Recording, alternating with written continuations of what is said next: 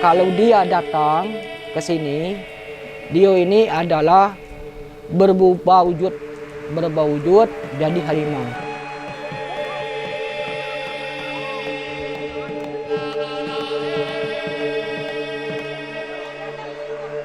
Di Talang Beringin ini walaupun bukan di Talang Beringin, asalkan mengakui anak cucu Dio ini 3 tahun sekali siara di sini, memotong kambing, berdoa bersama untuk keselamatan beliau, untuk keselamatan anak cucu yang tinggal. Kalau tidak diperingati kejadian-kejadian itu, maka di desa kami ini ditimpa bencana.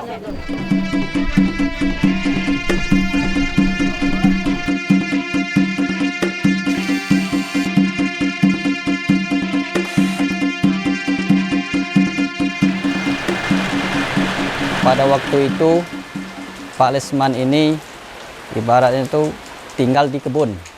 Di kebun itu pekerjaannya untuk nyadap karet. Istri Pak Lesman ini ketemu dengan harimau.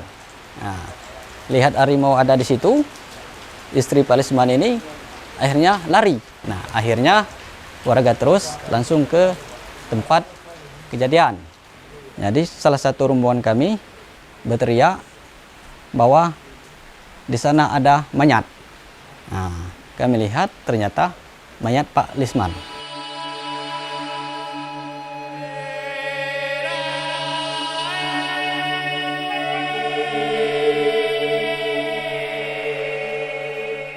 Warga kami tidak menyalahkan harimau tersebut kan. Di area kami ini kan sudah banyak dibuka lahan perkebunan kan.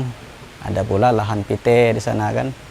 Jadi kemungkinan harimau tersebut ibarat itu mengganas atau memangsa masyarakat itu kan, dikarenakan habitatnya sudah habis.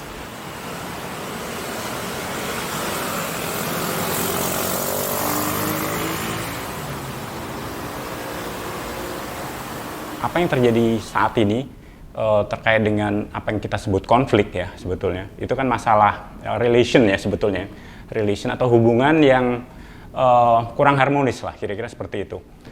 Itu saya lihat sebetulnya lebih banyak terkait dengan persepsi, pemahaman, dan tadi yang lebih dalamnya sebenarnya ke kultur dan filosofi.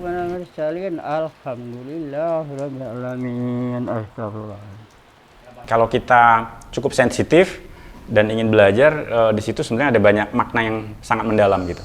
Tanpa itu akan sulit ya kita untuk bisa mempertahankan lingkungan, mempertahankan hutan, mempertahankan satwa liar kita yang notabene sebetulnya mereka lah penyokong kehidupan kita gitu. Tanpa ada satwa liar, hutan tidak akan bisa bertahan.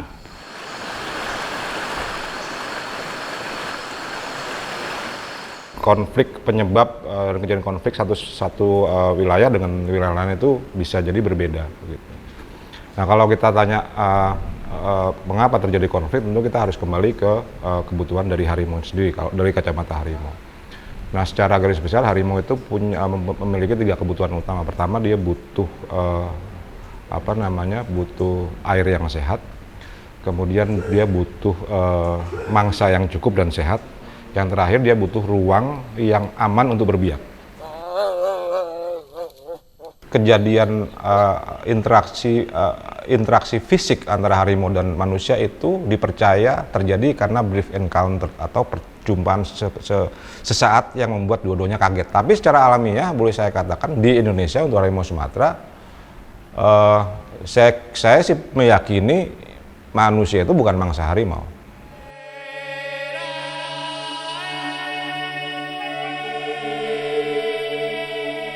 Sebenarnya banyak local wisdom yang sebenarnya respect dengan harimau gitu ya.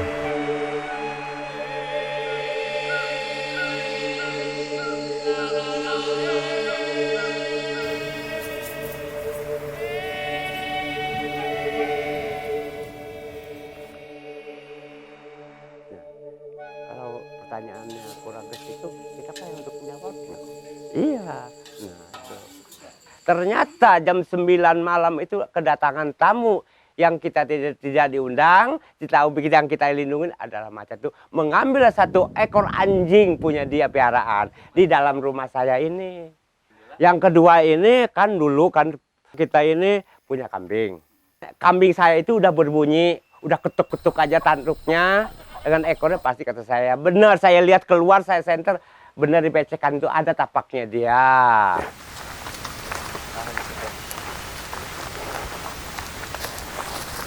Karena saya dekat dengan TNTBS sama WCS, saya sekarang sudah dekat mengasih arahan untuk memasang kamera trap untuk membuktikan lalu lintasnya harimau di sini.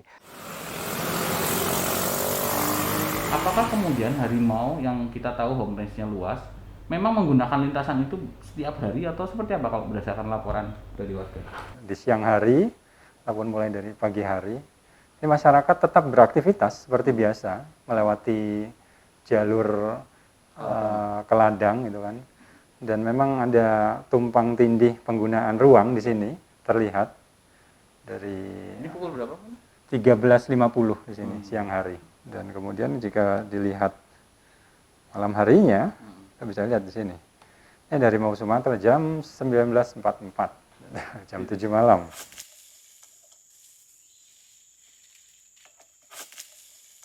Saya dari dulu sampai sekarang mengasih saran sama masyarakat harus bergantian berterima. Dia jam 4 atau selambat-lambat setengah 5 sudah pulang dari lahan. Itu nanti jam 5 ke subuh, ke jam 4 subuh lagi itu sudah aktivitas harimau.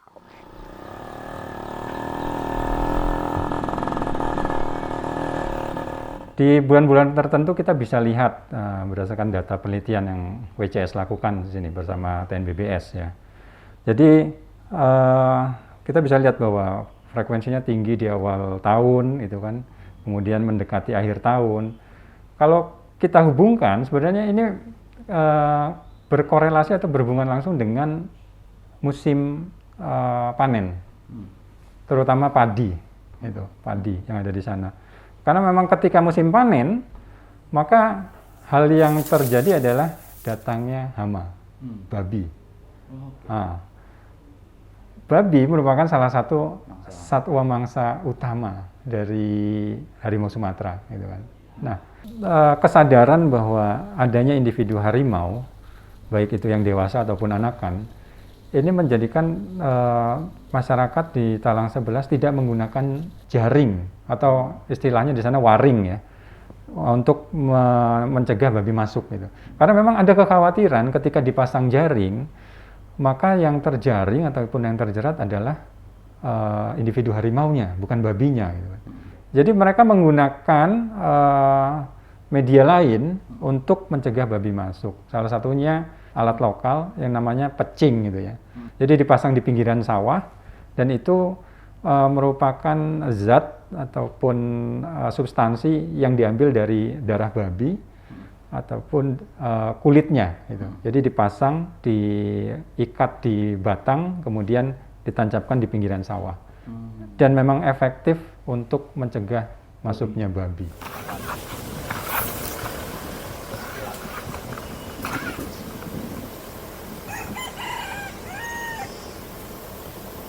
Semenjak belumnya masyarakat datang ke Tang 11 ke sini, sudah tempatnya dia. Dari awal sudah tempatnya dia sudah ada. Jadi perpanjangan masyarakat berpikir harus berdampingan dengan satwa yang dilindungi. Masyarakat dan satwa yang dilindungi. Itu nggak ada pilihan lagi, Pak.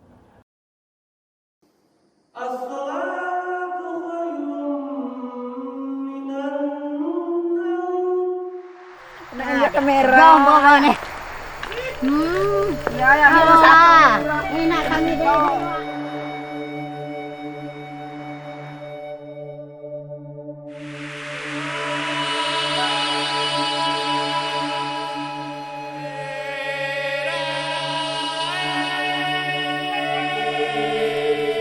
Pas itu kan ketemu tuh aku nengok gini, astagfirullah, harimau apa bukan nih tadi? Aku tengok lagi ini, harimau nian. Aku tengok 3 kali kan, pas aku ucap, astagfirullahaladzim, apa harimau nian? Ya Allah, harimau. Aku bilang gini kan, cak manu lagi aku, kataku kan, mau naik ke pohon itu kan, posisi badanku gendut kan, tidak bisa mungkin kan? Astagfirullah, khusus kisi itu pergilah kamu, carilah makan ke situ. Aku mau cari makan juga kan. Astagfirullah, pergilah situ sampai nangis. Memang posisi nangis. Pergilah kataku gitu kan. Nah, langsung dia tuh nido, memang hidup pergi. Duduk di situ tuh lah. Kalau memang harimau situ langsung dilapor Pak Kades. Biar Pak Kades ngubung kehutanan.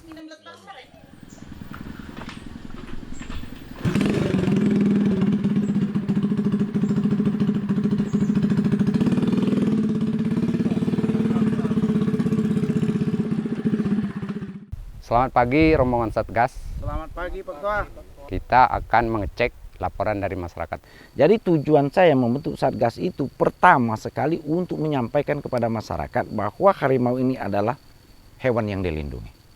Itu yang pertama. Yang kedua, menyampaikan kepada mereka, mensosialisasikan kepada mereka bahwa harimau ini kalau bukan posisi gila atau berpenyakit dia tidak akan mengganggu.